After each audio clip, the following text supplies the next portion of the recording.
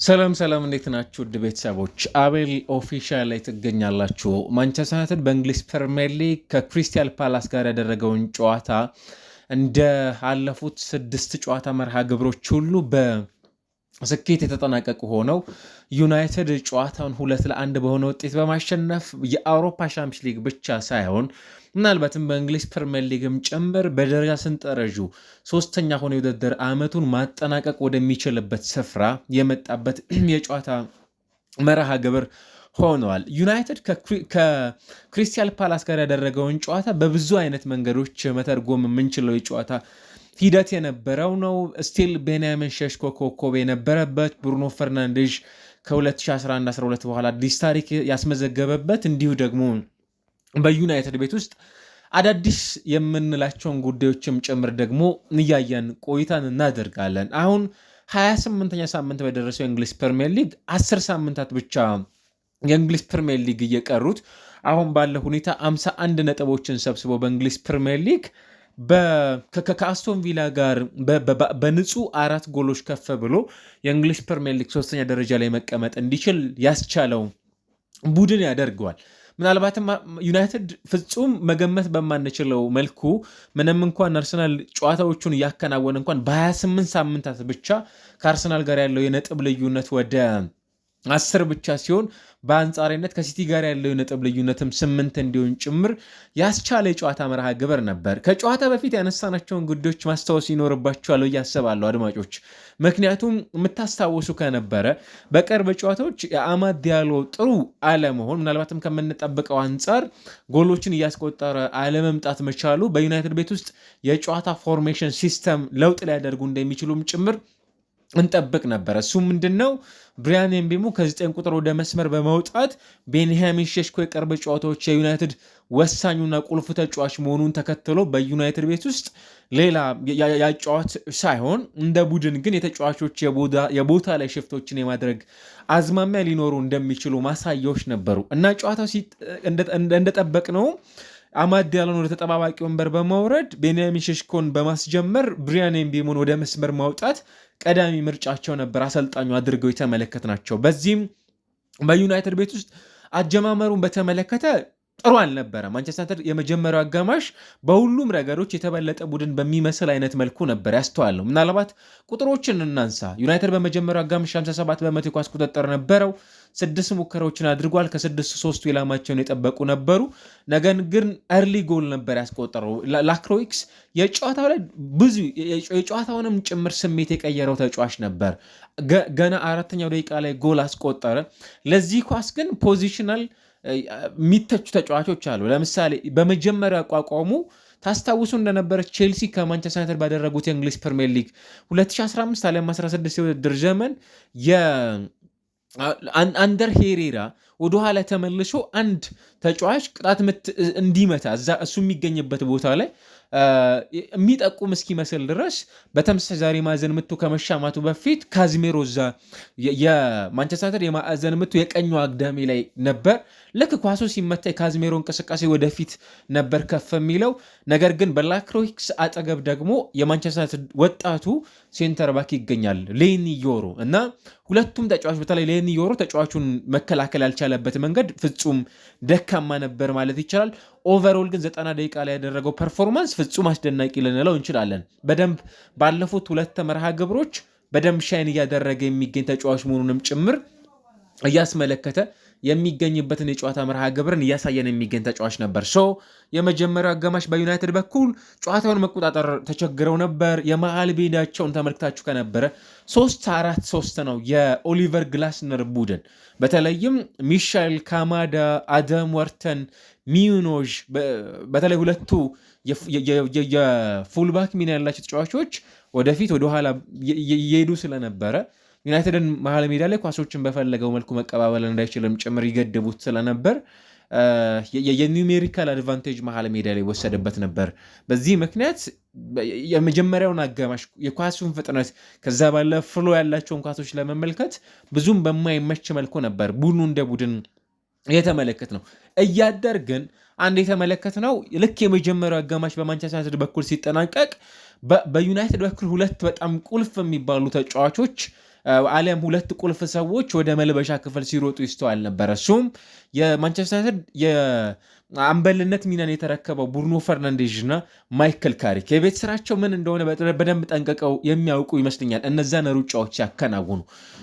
ምንድን ነው የተመለከትነው? ከመልበሻ ክፍል ሲመለሱ በማንቸስተር ዩናይትድ በኩል ጨዋታውን ለመጀመር የሄዱበት አካሄድ በጣም ፈጣን ነበር እና ደግሞ ኦልሞስት በጨዋታው ላይ ከዛ ከ45ኛው ደቂቃ በኋላ 12 ደቂቃዎችን ብቻ ነበር ዩናይትድ ተጨማሪ ጎል የመጀመሪያውን ጎል ለማስቆጠር የተጋጣሚ ቡድንን ስህተት ይፈልግ የነበረው።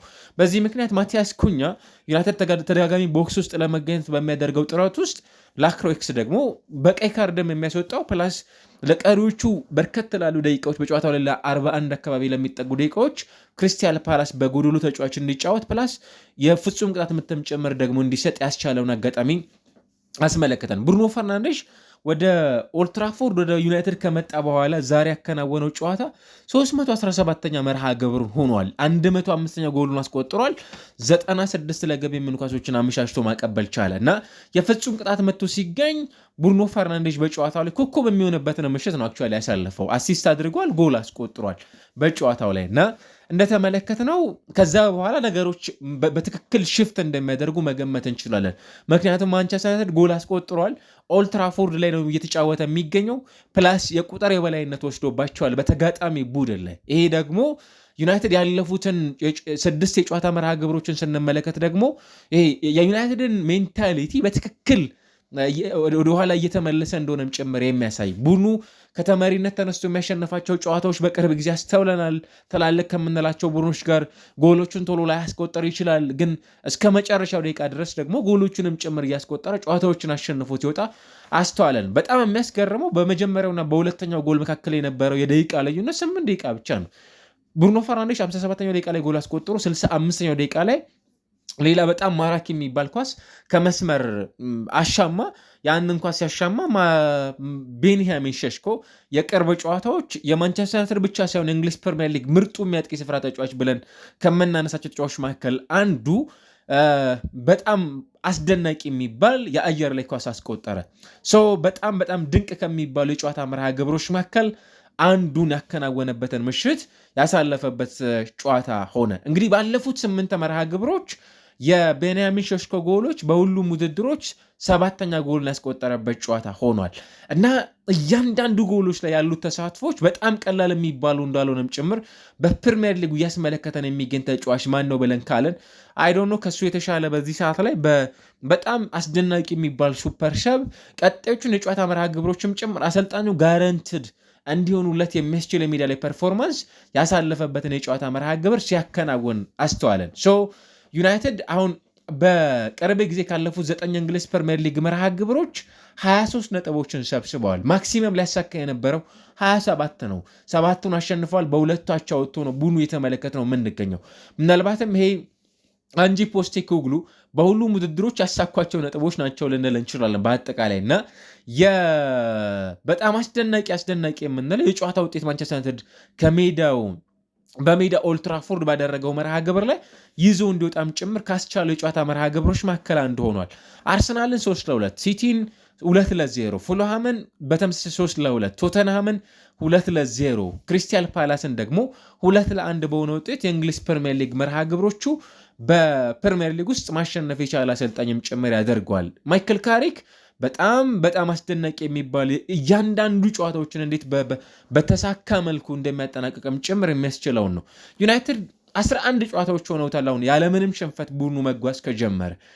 4 ያቻ ውጤቶች አሉት በእነዚህ ጉዞዎቹ።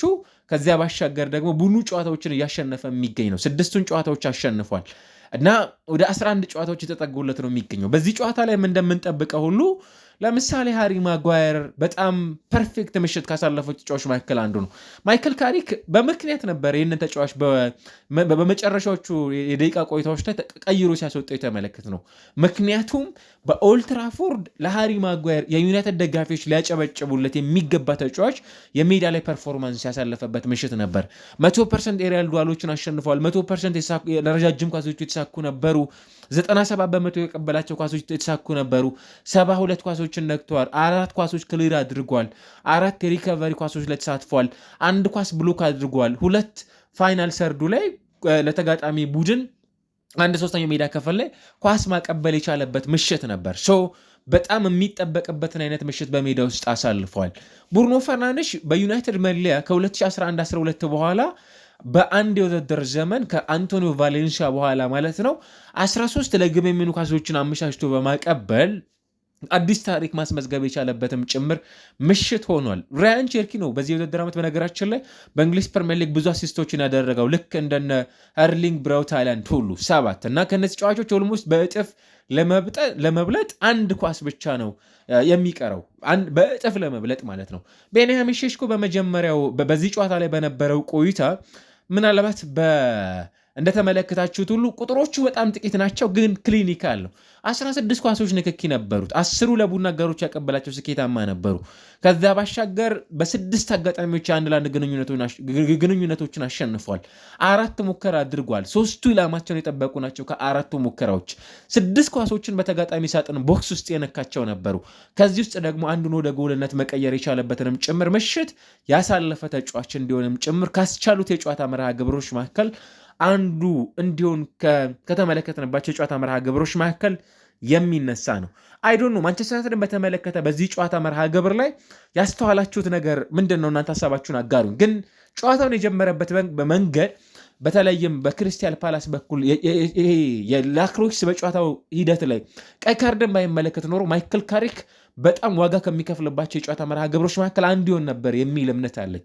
ጥቅጥቅ ያለውን ክሪስታል ፓላስን የመሃል ሜዳን የበላይነት ለመውሰድ ዩናይትድ ጨዋታውን በጣም ማፍጠን አልፈለገም ነበረ። ያንን ለማድረግ የሆኑ ያህል ደቂቃዎችን ያስፈልጉት ነበረ እና እንዳለፉት ጨዋታዎች ሁሉ ዩናይትድ የነበሩት ልክ ጎሎችን እንደሚያስቆጥሩ እርግጠኛ መሆን ብንችልም፣ ነገር ግን የጨዋታውን ቴምፖ በጣም ከፍ ለማድረግ የነበረው አካሄድ ምናልባትም ዩናይትድን ቻሌንጅ የሚያደርግበት ምሽት የማየት እድል ይኖረን ነበር። ሁለተኛው አጋማሽ ግን ነገሮች ፍጹም የተለዋወጡ ነበሩ። ዩናይትድ 65 በመቶ የኳስ ቁጥጥር ነበረው። 14 ሙከራዎችን አድርጓል። በ10 ኳሶች ከፓላስ ይበልጣል። 8ቱ ኢላማቸውን የጠበቁ ናቸው። ከሙከራዎቹ 6ቱ ብቻ ናቸው ኢላማቸውን ያልጠበቁት። 3 ቢግ ቻንስ ክሬት አድርጓል። ቡድኑ እንደ ቡድን የማዕዘን ምቶች 4 ነበሩት። ቅድም እንዳልነው ደግሞ በኳስ ቁጥጥርም ጭምር የተሻለ ኤክስጂዎቹ የተጋጣሚ ሜዳ ላይ በእጥፍ 328 ኳሶችን ነክቷል። ከዛ ውስጥ 177 ኳሶችን ብቻ ነበር በክሪስታል ፓላስ በኩል ኳሶችን ሲነኩ የተመለከትንበት። ዩናይትድ በርከት ያሉ የሁለተኛው አጋማሽ የጨዋታ ሂደቶቹን ስትመለከቱ በጣም ድንቅ የሚባል አጀማመርን ያስመለከተን የጨዋታ መርሃ ግብርን እንድንመለከትበት ያስቻሉ ነበር። እዚህ ምሽት ላይ በዩናይትድ ቤት ውስጥ ለምሳሌ አማካዮቻቸው በጣም ድንቅ ነበረ። ካዚሜሮ ሆኑ ኮቢ ሜኖ በተለይ ሁለተኛው አጋማሽ ላይ የተመለከትነው ቡድን በጣም ጥሩ ነበር። የመጀመሪያው አጋማሽ ላይ ጥሩ አልነበሩም። ቻሌንጆች በተለይ ፊዚካሊ ባትል ይደረጉ ነበር። አዳም ዋርተን ራሱ ማንቸስተር ዩናይትድ የሚፈልገው እንግሊዛዊ 22 ዓመት ተጫዋች ዳይች ካማዳ ጃፓን 29 ዓመት ተጫዋች ብዙ ሩጫ ያከናውናል። ሳር፣ ጆንሰን፣ ስትራንድ ላርሰን፣ ሚዩኔጅ እና ሚሸል በጣም አስቸጋሪ የሚባሉ አይነት ተጫዋቾች ነበሩ በመጀመሪያው አጋማሽ በነበራቸው ቆይታ ለማንቸስተር ዩናይትድ በተመለከትነው ቆይታ። በጨዋታው ላይ ግን አንድ ልናነሳው ከማይዘነጉ ጉዳዮች ውስጥ የ23ኛው ደቂቃ 23 ቁጥር የሚለብሰው የማንቸስተር ዩናይትድ የዚህ ውድድር ዓመት እያንዳንዱ ጨዋታዎችን በፕሪሚየር ሊጉ ተጫውቶ ያለፈው ሉክ ሾ በጉዳት ምክንያት የወጣበት አካሄድ ለዩናይትድ ደጋፊዎች የጨዋታው ፖዚቲቭ ያልሆነው ነገር ይሄ ነው ሊሆን የሚችለው። 2385 ደቂቃዎችን ተጫውቷል። በ28ቱም እንግሊዝ ፕሪሚየር ሊግ በቋሚነት ጀምሯል። አንድ አሲስተን ያለው በሲዝን ውስጥ የጎል ተሳትፎ ባይኖረውም ነገር ግን በሊግ ውስጥ እያሳለፈው የሚገኘው ቆይታ ምናልባት በዚህ ቦታ ላይ የትኛውም ተጫዋች እሱን ለመቀየር በብቃት ደረጃ በዩናይትድ ቤት ውስጥ ያለ ተጫዋች በማይመስል መልኩ ሲዝኑን እያሳለፈ ነው የሚገኘው እና አንዱ በዩናይትድ ቤት ውስጥ በዛሬው ጨዋታ ላይ የሉክ ሾው መጎዳት ምንም እንኳን መልካም ዜና ባይሆንም የኑስር መዝሬ ወደ ጨዋታው ላይ በቋሚነት ከተጠባባቂ ወንበር መነሳትና በጨዋታው ላይ መጀመሩ የዩናይትድን የጨዋታው ላይ እንቅስቃሴ ፍጥነት ጨምሯል። ተጫዋቹ 66 ደቂቃዎችን ነው ሜዳ ላይ ቆይታ ማድረግ የቻለው። በነዛ 66 ደቂቃዎች ውስጥ 57 ኳሶችን ነክቷል። 2 ኳሶች ቦክስ ውስጥ ነበሩት። 6 የፋይናል ሰርድ ኳሶችን ለቡድን አጋሮቹ አቀብለዋል። በመከላከሉ በ4 ኳሶች ላይ በጣም ወሳኝ የሚባሉ ሚናዎችን ሲወጣ የተመለከትነው ተጫዋች ነበር። ምሽት ላይ ያሳለፍነው አንድ ኳስ ብሎክ አድርጓል። ቤስት ነበር። በዛሬው ጨዋታ ላይ በዩናይትድ ቤት ውስጥ ተቀይረው የገቡት ለምሳሌ አህማድ ተቀይሮ ከገባ በኋላ ፐርፌክት ነበር። ሁለት እጅግ ማራኪ የሚባሉ ኳሶችን በጨዋታው ላይ ሞክሯል። ሃይደን ሄቨን የመጨረሻው ጨዋታ እንቅስቃሴ ላይ ኮንትሮል ለማድረግ ጌም ታይም ለመስጠት ያደረጉት ጥረት፣ ጆሹዋ ዚርክዚ ግን አይ ዶንት ኖ እኔ ዩናይትድ በተለይ የመጨረሻዎቹ ደቂቃዎች ላይ ጨዋታውን ዶሚኔት እንደማድረጉ መጠን የጎሎቹ መጠን ከዚህ ከፍ ማለት ነበረባቸው የሚል እምነት አለ። ሰው አንዳንዶቹ ተቾቹ በጣም ደካማ ነበሩ። በጣም ደካማ ይሄ ዝም ብሎ ኳሶችን ለቡድን አጋሩ ኳስ ለማቀበል እንጂ ይበልጥ ቡኑ ጎል ማስቆጠር ነበረበት ከሚል ነፃ የሆኑባቸውን ዲፓርትመንቶች በመፈለግ ደረጃ እንደዚህ አይነት ኳሶችን ለማቀበል ሲቸገር አስተውየዋለሁ። ምንም እንኳን ጥቂት ደቂቃዎችን ቢሰጥና የንሱር ማዝሬ በጨዋታው ላይ መግባት ግን የዩናይትድ ይበልጥ ቀጥተኛነቱን በጣም ከፍ ያደረገለት ነበር። ለዛም ነው በነገራችን ላይ ማቲያስ ኩኛ ፈጣኑን ስፕሪንት ሲያከናውን የተጋጣሚ ሳጥን ውስጥ በመገኘቱ ምክንያት ያንን የፍጹም ቅጣት ምት እንዲሰጥ ምክንያት የሆነበትን ምሽት ያስተዋል ነው ማለት ነው። ብሪያን በነበሩት ቆይታዎች የታታሪነት ጥያቄ የሚነሳበት ተጫዋች አይደለም። በተደጋጋሚ ከምናነሳቸው የዚህ ውድድር ዓመት የማንቸስተር ዩናይትድ በጎ ጎኖች ውስጥ የምናነሳው ጉዳይ የዩናይትድ ተጫዋቾች በእያንዳንዱ ጨዋታ ላይ የሚያሳልፉት የሜዳ ላይ ፐርፎርማንስ በጣም ጥሩ የሚባሉ ናቸው። አሁን ማይክል ካሪ ከ7ቱ 6ቱን አሸንፈዋል፣ አንዱን አቻ ወጥቷል፣ 14 ጎል አስቆጥሯል፣ 7 ጎሎች ተቆጥረውበታል። በእነዚህ አካሄዶች ውስጥ ትላልቅ የሚባሉ የፕሪሚየር ሊግ ጨዋታዎችን ደግሞ ማሸነፍ የቻለ ቡድን ደግሞ መሆኑን አስተውለናል። ሲቲ፣ አርሰናል፣ ፉልሃም፣ ቶተናም፣ ዌስትሃም ምናልባት ከዌስትሃም ጋር ያቻ ውጤት ኤቨርተንንና ደግሞ ክሪስታል ፓላስን ያሸነፈባቸው የጨዋታ መርሃ ግብሮችን አየን። ቡድኑ ቅድም እንዳነሳ ነው ለንጽጽር የሚያስደንቀው የሚሆነው በ9 ጨዋታዎች ያሳኩት ነጥብ ምናልባትም በዩናይትድ ቤት ውስጥ በጣም አስደናቂ የሚባለንም ጭምር ውጤቶችን ማስመዝገብ የቻለበትንም ጭምር ሆኗል።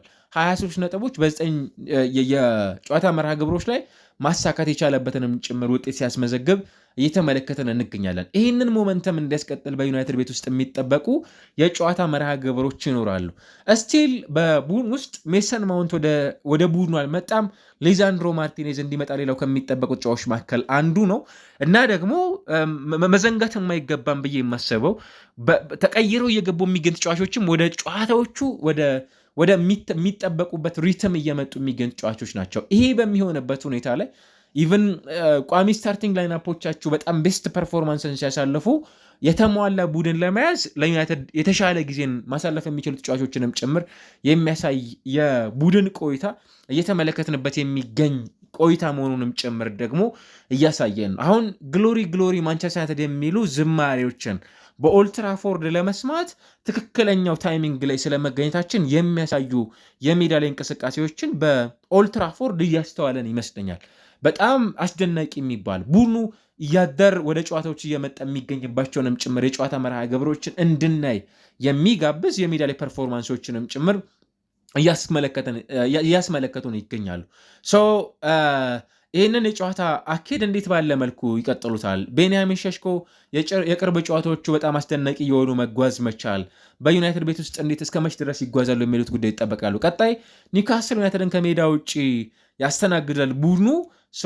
ዩናይትድ ወደ ፎርሙ ወደሚታወቅበት አስፈሪነቱ ወደሚታወቅበት ጨዋታዎችን ወደሚያሸንፈው ማንቸስተር ዩናይትድ ጨዋታዎችን ተቸግሮም ጭምር ወደሚያሸንፈባቸው ጨዋታዎችን መቆጣጠር ወደሚችልባቸው ጨዋታዎች ላይ ዶሚኔት ወደሚያደርግባቸው የተጋጣሚ ቡድኖች ወደ ኦልትራፎርድ ሲመጡ እንዲፈሩም ጭምር የሚያስችሉ የጨዋታ መርሃ ግብሮችን ማከናወን ወደሚችሉበት የቀጣይ የኦልትራፎርድ ቆይታዎች አስፈሪ እንዲሆኑ የሚያደርጉ የሜዳ ላይ እንቅስቃሴዎችን እየተመለከትንባቸው እንገኛለን እና ዩናይትድ በጣም በአስፈላጊ ሰዓት ላይ ደግሞ ሌላ ካሳካቸው የፕሪሚየር ሊግ መርሃ ግብሮች መካከል አንዱ የሆነበትን ምሽት አስመልክቶናል።